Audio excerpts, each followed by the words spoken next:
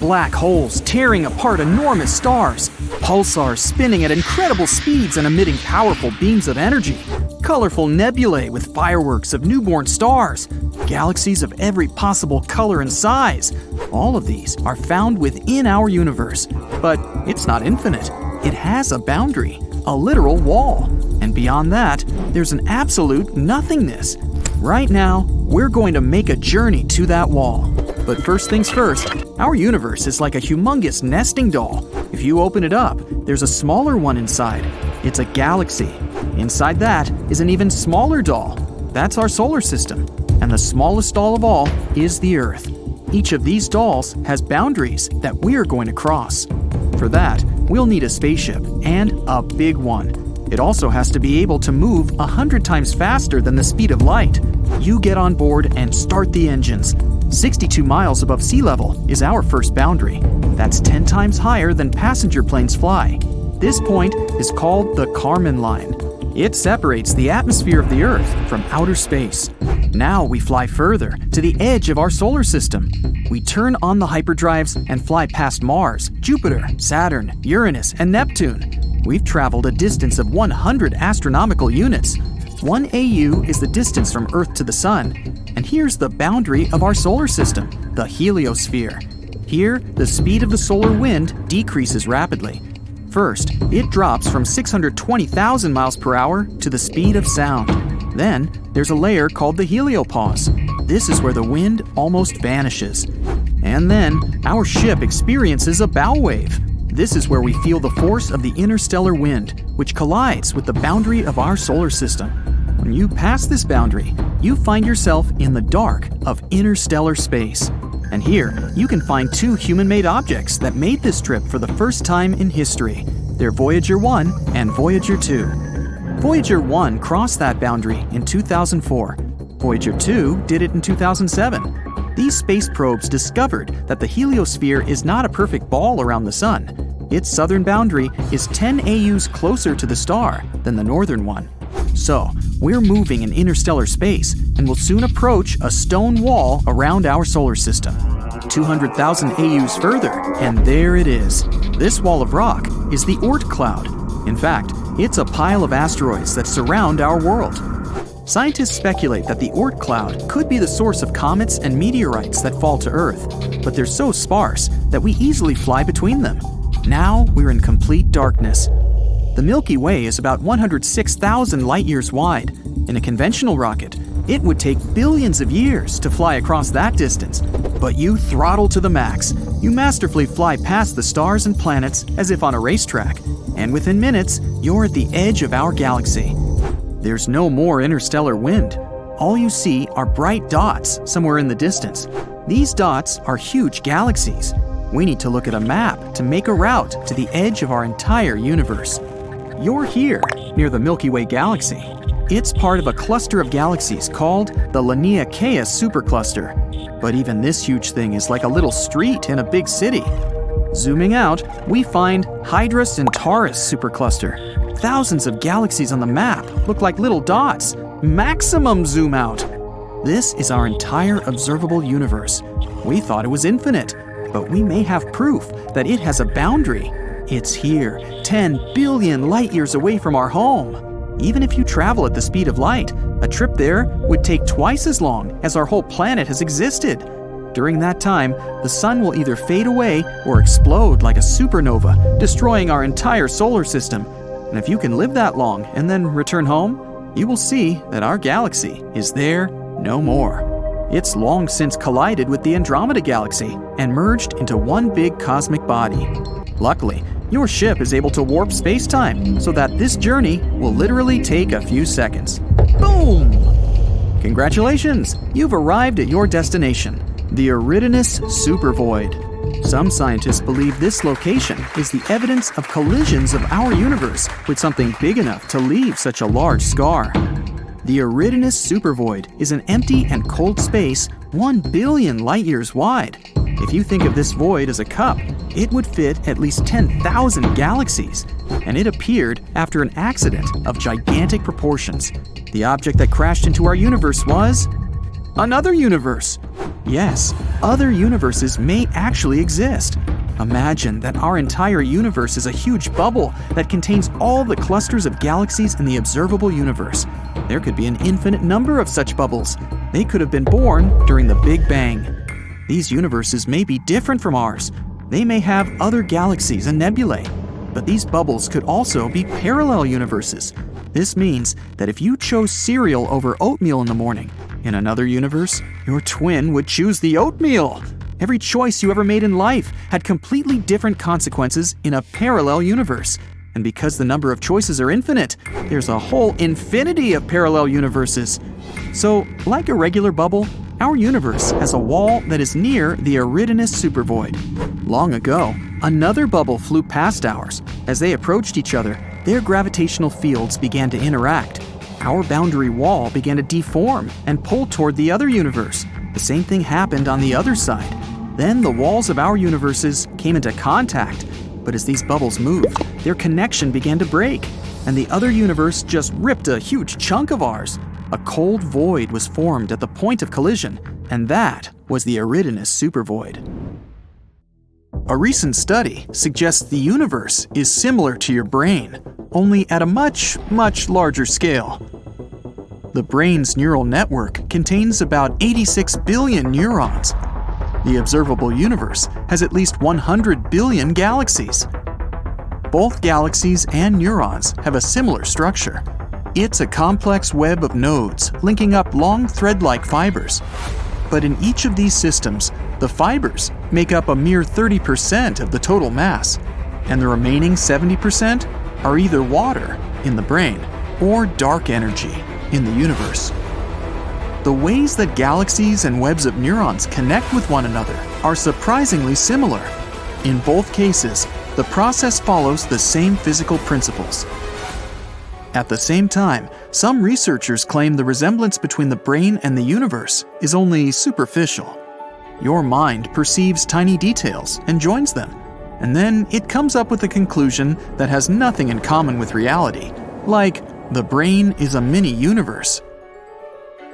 In billions of years, the universe is likely to expand so much that we won't be able to see any stars in the sky. To turn Earth into a black hole, you'd have to squeeze it until it was the size of a marble. And if you wanted the sun to become a black hole, you'd have to compress it until it's no more than 4 miles across. A starburst galaxy is a galaxy that's forming tons of new stars at breakneck speed. It usually happens after 2 galaxies merge into one. While Earth has only one natural satellite, Jupiter is surrounded by at least 79 moons. In the universe, there are not only dwarf planets, but also dwarf galaxies. They have from 1,000 to a few billion stars. For comparison, the Milky Way galaxy is made up of 250 to 400 billion stars. A supermassive black hole 250 million light-years away from Earth hums the deepest sound ever detected from any object in the universe. It's 1 quadrillion, which is 1 with 15 zeros, times deeper than what the human ear can hear. Planet Kelt 9b is 670 light-years away from Earth. It's an ultra-hot Jupiter. Those are giant, scorching hot planets with a mass similar to that of Jupiter. On Kelt 9b, the heat is so great on the day side of the planet, it tears molecules apart. Any liquid floating in outer space forms itself into a sphere. It also happens in low Earth orbit. Our home Milky Way galaxy is more than 105,000 light-years across. All the planets of the solar system would fit between Earth and the Moon, with some space to spare. Black holes spaghettify things. It happens when something gets past the point of no return. Then the black hole's gravitational pull starts to stretch this object in one direction and squeeze in another. The first celestial body that astronomers identified as a spiral was the Whirlpool Galaxy. Its long arms are made of gas and stars, and everything is sprinkled with fine space dust. When you're on Earth, you can only see 5% of the universe. A star coming too close to a black hole can be torn apart by its gravitational force. WASP-12b is a giant planet 1,400 light-years away from Earth. It's made up mostly of gas. Unfortunately, the planet is doomed. It orbits too close to its parent star. In about 10 million years, WASP-12b will be swallowed by its greedy sun. Our Milky Way galaxy and the Andromeda galaxy, its closest neighbor, are going to meet in a bit less than 4 billion years. When they collide, they'll form one huge elliptical galaxy. One of Saturn's smaller moons, Enceladus, reflects almost 90% of the sun's light. It makes the moon one of the brightest objects in the solar system. But since it reflects sunlight instead of absorbing it, the temperatures on Enceladus's icy surface drop to -330 degrees Fahrenheit.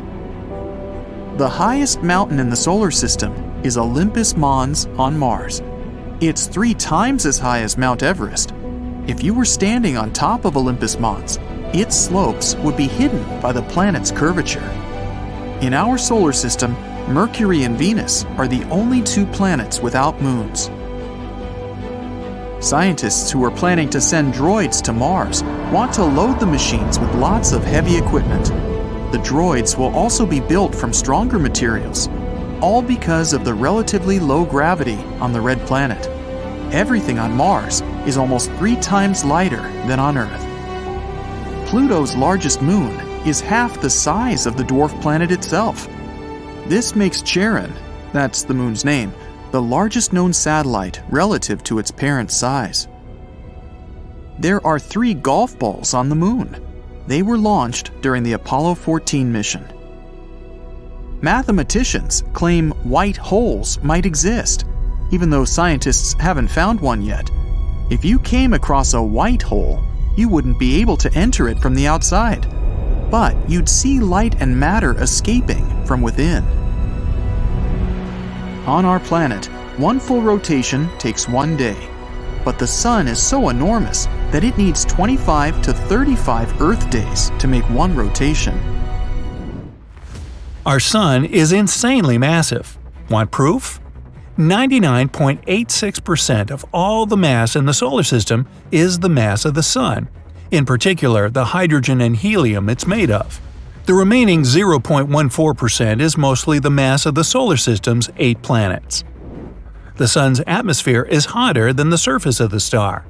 The surface temperature reaches 10,000 degrees Fahrenheit, but the upper atmosphere heats up to millions of degrees. Venus is a champ when it comes to volcanoes. The planet has about 1,600 major ones, but none of them is known to erupt. The ocean on Jupiter is larger than any other in the solar system, but unlike Earth's oceans, it's made not of water, but of metallic hydrogen. The ocean's depth is a mind-blowing 25,000 miles. That's almost the same as the distance around Earth. With an average diameter of 2,160 miles, the Moon is the 5th largest satellite in the solar system after Jupiter's satellites Ganymede, Callisto, and Io, and Saturn's Titan. There's a supermassive black hole 250 million light-years away from us. It hums the deepest sound ever detected from any object in the universe. It's 57 octaves lower than the middle C on your piano. That's 1 quadrillion, which is 1 with 15 zeros, times deeper than what we can hear. The Milky Way galaxy and the Andromeda galaxy are going to meet in 3.75 billion years. They're moving towards each other at a breakneck speed. When the 2 galaxies collide, they'll form a huge elliptical galaxy. I won't be around then. Mercury is a few billion years old. In 2016, scientists discover some abnormalities on the planet's surface, showing that it's getting smaller. After more research, they found out that Mercury hadn't finished cooling down yet. Astronauts in space can lose about 1% of their muscle mass each month. To prevent this, they have to stick to an exercise regimen that lasts 2 hours every single day. Venus spins at its own unhurried pace. A full rotation takes 243 Earth days. And it takes the planet a bit less than 225 Earth days to go all the way around the Sun. It means a day on Venus is longer than a year. You can see solar eclipses because even though the Moon is 400 times smaller than the Sun, it's also 400 times closer to Earth, so it's perfectly capable of obscuring the star. But in 50 million years, I won't be around then, the Moon won't be able to block the Sun completely because of the satellite's changing orbit.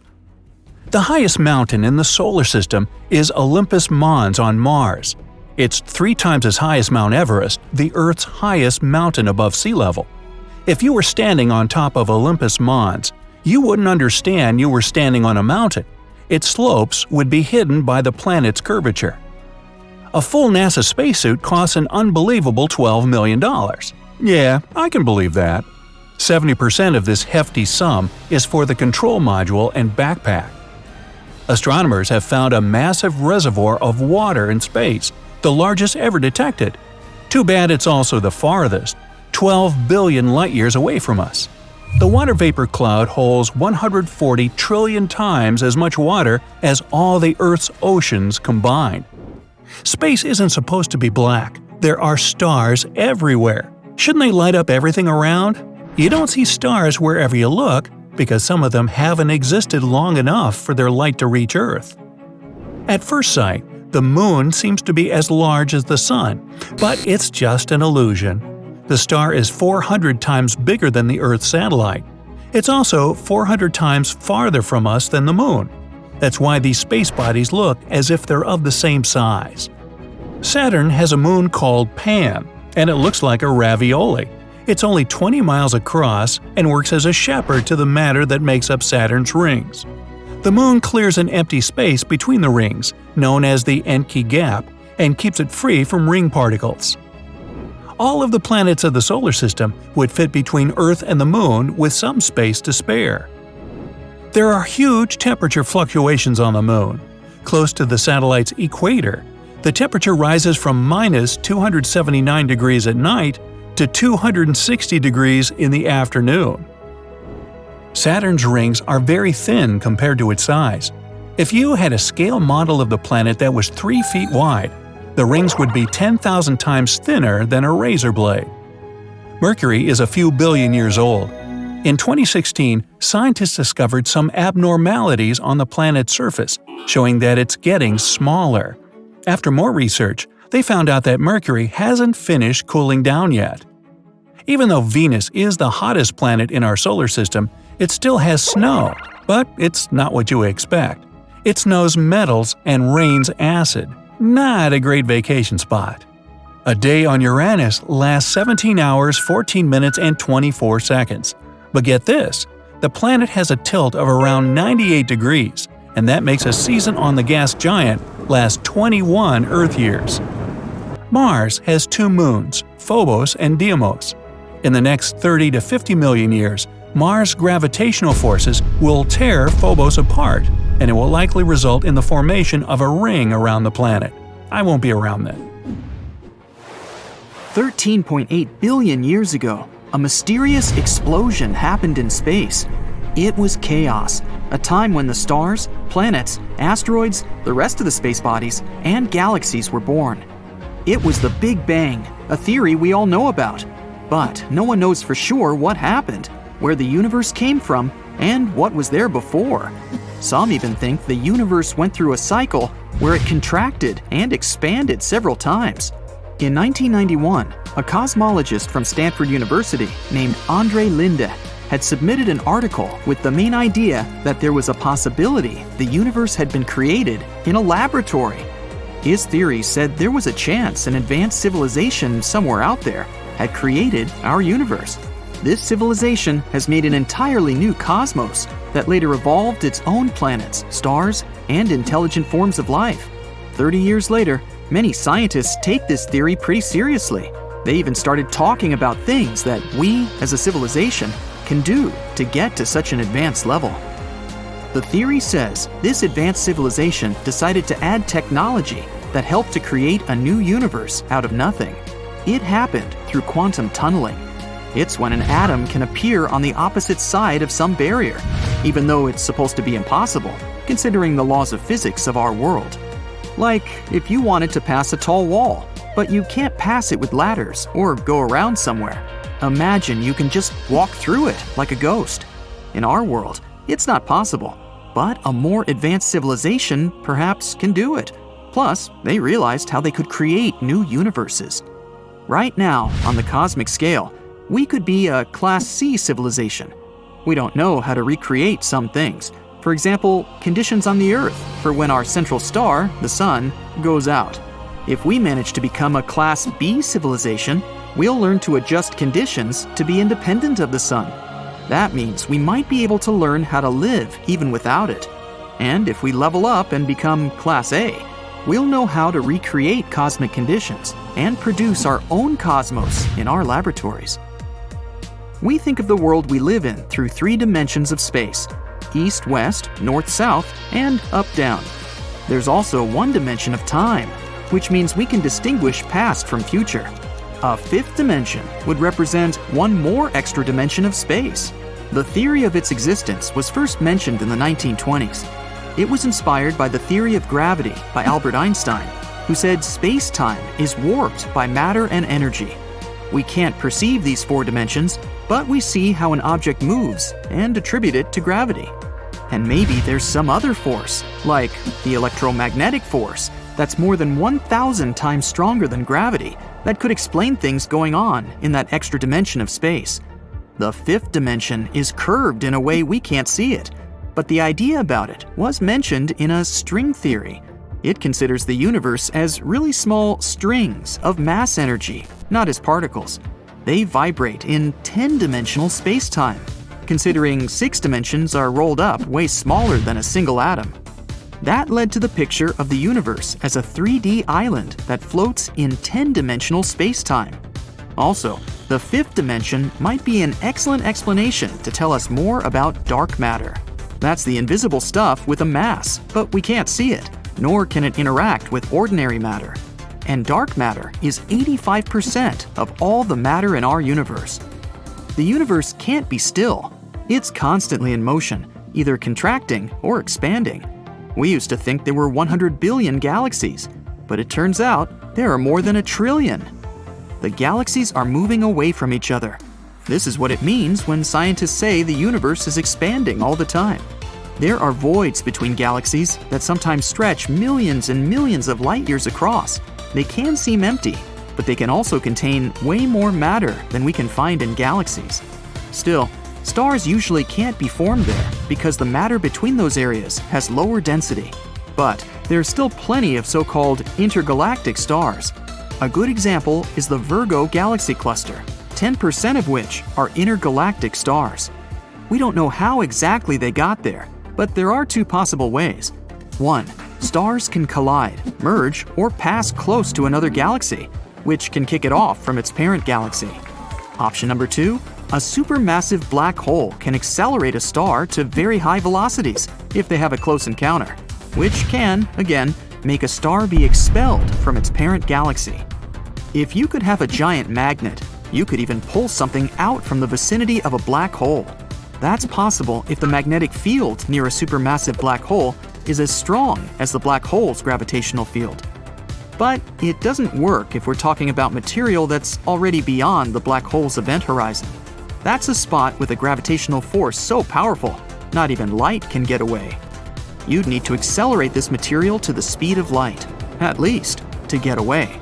For that, you'd need an infinite amount of energy. But a magnet could help if something's heading toward the black hole but didn't get inside yet. When someone mentions a black hole, you might get a picture of some giant void in space. But the Milky Way is most likely full of thousands of smaller black holes that float around the galaxy. You've got the list of planets to plan dwellings for, and the first one is Venus. The Earth's evil twin sister meets you with a refreshing 800 degrees Fahrenheit and a beautiful sulfuric acid rainstorm. First of all, the heat means living on the surface here is next to impossible, so you immediately put the prospective house several dozen feet underground. The walls, floor, and ceiling must be made of some heat-resistant and durable material, so you make them out of hafnium carbide. Discovered way back in 2016, it withstands temperatures of over 7,000 degrees. Next, you install the air cooling and purification system. It captures the toxic air from the Venusian atmosphere and pulls it through a complex network of filters, delivering breathable air to the dwelling. As an added benefit, the temperature of this air can be easily turned up thanks to what's going on outside. You can create a separate room below the main space and dub it the generator room. The device there will use the almost infinite geothermal energy of the planet to provide the house with electricity. You think for a moment and add a geothermal bathroom as well. There's no water on Venus, but it can be extracted and separated from its acidic clouds. The piping system would include a heating unit for hot water and a cooling unit with liquid nitrogen for cold water. Another separate space is the garden. Since no plants can survive on the surface, you create a spacious hall with bright lights on the ceiling and a sprinkler system throughout the area. You have large patches of soil for vegetables, several acres for fruit plants, and a big patch in the center for a couple of long-living trees like oaks. They'll provide additional oxygen for the whole building. The garden is encased in a shell of hafnium carbide as well, so that the plants don't wilt in the excess heat of the Venusian soil. You check if everything's accounted for and go to your next stop.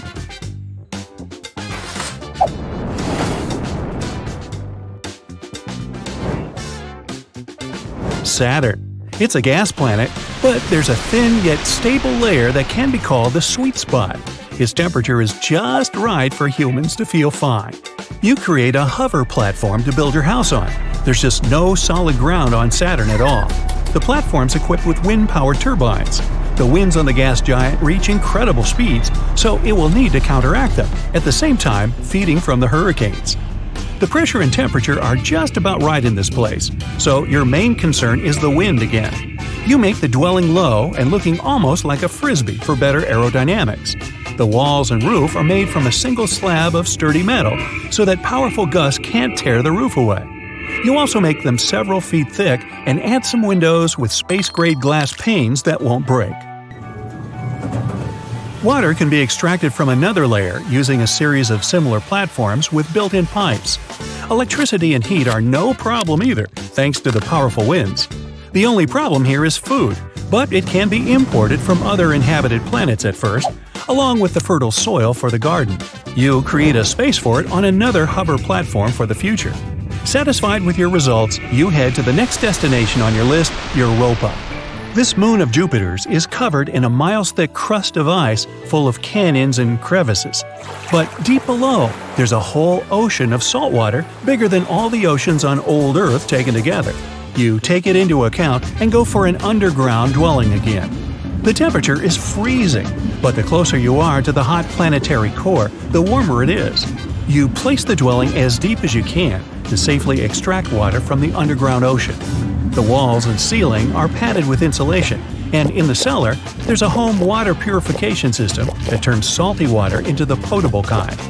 Since there's no atmosphere to speak of, the breathable air is extracted from the ice.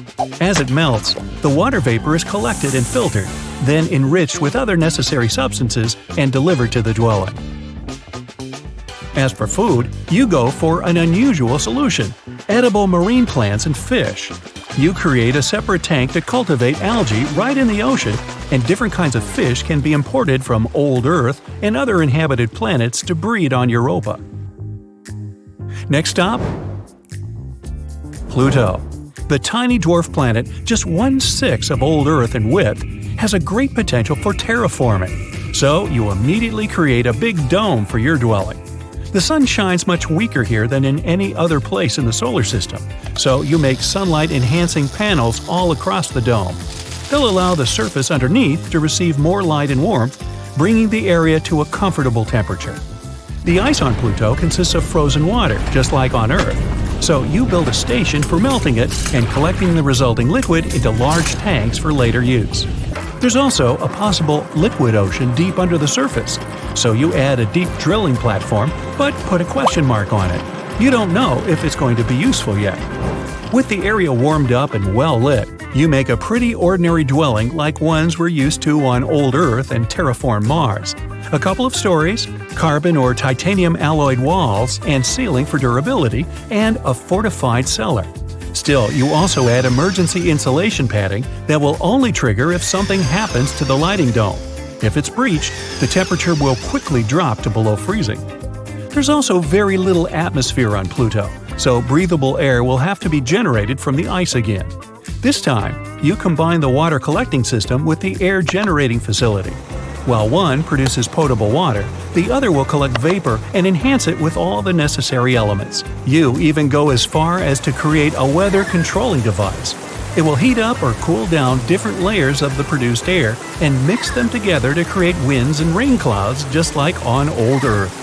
This will allow crops to grow in a more natural environment, and Pluto might even become a green planet one day.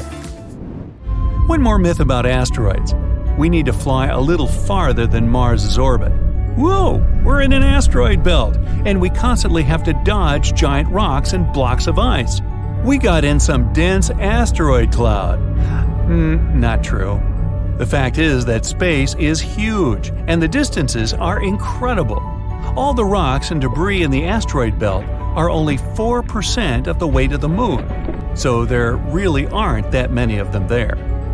To understand the size of the emptiness in space, look at the collision of two galaxies. There are billions of stars in each of them. If we mix them up, it's unlikely there will be any collisions even here.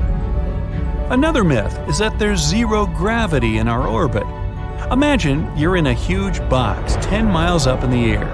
Now we let go of the box and it starts to fall. You're falling simultaneously with the box at the same speed. And now it's as if you feel zero gravity. Well, the same thing happens in orbit. The International Space Station is 250 miles above the Earth, and it's falling continuously, though not on the surface of the planet, but around it in its orbit. Its speed at this point is about 4.7 miles per second. It could cross the United States from the West Coast to the East Coast in just 8 minutes. So the astronauts there are experiencing the same thing. They're just falling with the ISS at that speed. Now, let's look at the Moon. It always looks at us with one side. This means the Moon has a dark side and the Sun's rays never get there. Well, that's a myth. The whole point is that the Moon is gravitationally locked to the Earth. There are days and nights there too. It's just that this rotation is perfectly aligned with the rotation of the Earth. So, whenever you look at the Moon, you only see one side. Although there are days when the Sun shines there too, so it's not the dark side, it's the far side. And we even have pictures of this place. And there's one of the biggest craters in our entire solar system, the South Pole Aitken Basin. It's as wide as 2 states of Texas. One myth that turned out to be untrue is that people have never actually been on the Moon. This is the original spacesuit of the first astronauts who were there. Look at the sole of the shoe.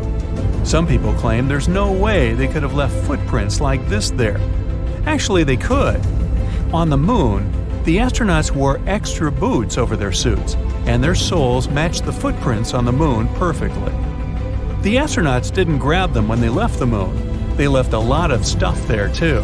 They even ripped out the armrests of the seats of the lunar module to reduce its weight. Now, the total weight of human trash on the Moon is about 187 tons, including several lunar rovers, spacecraft debris, rocket stages, and lunar probes. That's like 3 Boeing 737s. The next myth is about summer. The hot season comes because the Earth approaches the closest distance to the Sun in a year. The Sun warms our planet more, and we all have to go to the beach. Well, not true. Let's draw an axis through our planet. It's slightly tilted on one side, and winter comes when our planet's axis is tilted away from the Sun. But over time, the axis tilts toward the hot star. Then its rays shine at such an angle that it gets warmer. It's true, though, that the Earth happens to be at different distances from the Sun. This is because our orbit is not a perfect circle, but slightly flattened, an ellipse.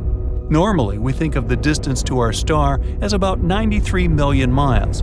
but that distance may be longer or shorter than 3 million miles, depending on which point in our orbit we pass. Another myth about the Sun is that it's yellow. Well, let's send you into space for this one. You look out the window and it's white. The Sun only appears yellow to us through the filter of our atmosphere. The composition of the air and its thickness just distorts the light of the star. But stars do come in different colors. Cooler stars have bright orange and red colors. These are usually very old stars, older than our Sun. But young and very hot stars are bright blue. The Sun is about in the middle of the spectrum. You've also heard about how, if you take your spacesuit off in outer space, you'll blow up like a balloon? Well, our bodies are designed to function at atmospheric pressure, like outside. But space is a vacuum. Imagine a huge metal barrel, and we sucked all the air out from there. Add to that a temperature of minus 455 degrees Fahrenheit, and you have space. If you could get into those conditions, all the air pockets in our body, like our lungs, would start to expand. So you really could blow up like a balloon if it weren't for our elastic tissues. They stretch and bend, so you keep your body size. You'll have enough oxygen in your body to last about 20 seconds. Then your brain will begin to starve and soon you'll pass out.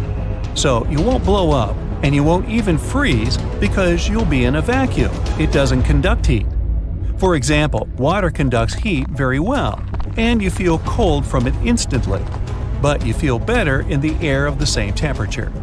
If you're in the vacuum of space, the super low temperature won't be a problem for you. Much worse is solar radiation. On Earth, we have a shield against radiation in the form of the atmosphere. It blocks the harmful rays. In outer space, you would be defenseless.